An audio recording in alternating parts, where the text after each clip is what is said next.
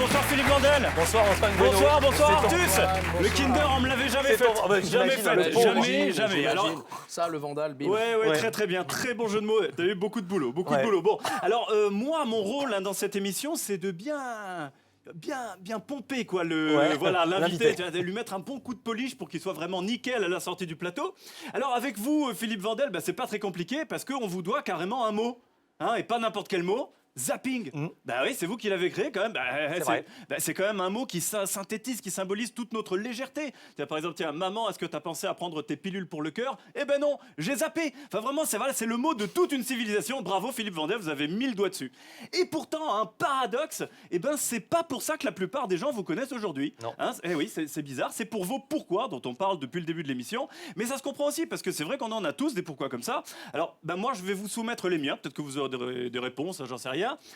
Pourquoi, Philippe Vandel, ne boit-on du jus de tomate que dans les avions? Vous avez remarqué ça? Ah, c'est vrai. C'est bizarre ça. C'est très rare que quelqu'un en commande. C'est marrant. Pourquoi, quand on s'arrache les poils de nez, ça fait éternuer? Systématique. Vous avez remarqué ça? Alors, mon préféré, pourquoi les extraterrestres s'obstinent-ils à n'enlever que des gens bizarres? C'est vrai aussi. Incroyable. Voilà. Et alors moi j'ai bossé cette émission. Donc en préparant cette chronique, je me suis aperçu que mes questions, celles qui me travaillaient le plus, c'était pas des pourquoi, c'est des est-ce ou est-ce que.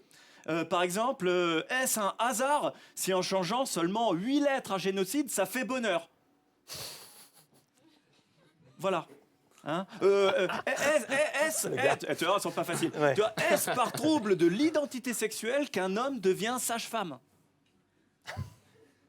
Est-ce que c'est vraiment éthique de circoncire un mec qui a un micro-pénis? Attends. Est-ce que quand le médecin nous dit on va arrêter la chimio, c'est forcément une bonne nouvelle? Waouh. Attends, j'en ai plein d'autres. Est-ce qu'un Portugais honnête, c'est un franc-maçon? Non, c'est des vraies questions. C'est bien quand les gens l'ont.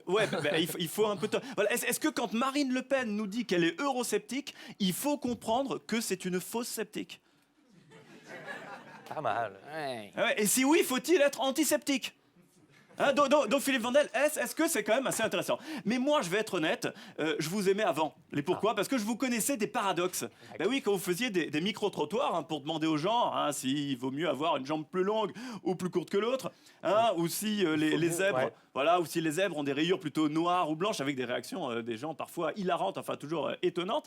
Et on retrouve cette problématique au moins dans le titre de votre émission actuelle, c'est-à-dire tout et son contraire. Oui, c'est-à-dire qu'on sent, je parle sous votre contrôle, que nos petites contradictions, ça vous travaille, Philippe. Et vous avez raison, parce que c'est vrai qu'on en est pétri. Par exemple, on veut tous être hyper cultivés, à la fin on regarde tous TF1. Voilà, on est tous hyper généreux, mais bon, les SDF, au bout d'un moment, voilà, on n'est pas raciste. Mais les Roms, on respecte la femme, mais relever la lunette des toilettes à chaque fois. Un abattoir, on sait très bien qu'à la fin c'est Evil Dead, mais face à l'appel d'un bon steak, sérieux, tu veux faire quoi? Vivre avec nos petites contradictions comme ça, c'est pas toujours facile. Et du coup, ça sera ça, le tuto du jour. Oui, parce que je suis aussi en charge du tuto du jour. Voilà. C'est comment bien vivre nos contradictions, c'est-à-dire continuer d'être vraiment des sales connards. Alors, il y a 3 stratégies. La première, c'est le déni, tout simplement. Par exemple, le SDF, je ne le vois pas, il n'est pas là. Je le reconnais pas, son père est vitrier, voilà. Le steak, il a toujours été comme ça. Et puis, je peux bien fracasser les chiottes puisque personne ne va venir après moi. Voilà. Deuxième stratégie, c'est la justification de merde.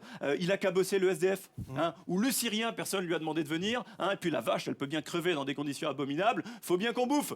Voilà. Puis la troisième et dernière stratégie, peut-être la plus efficace, c'est la schizophrénie.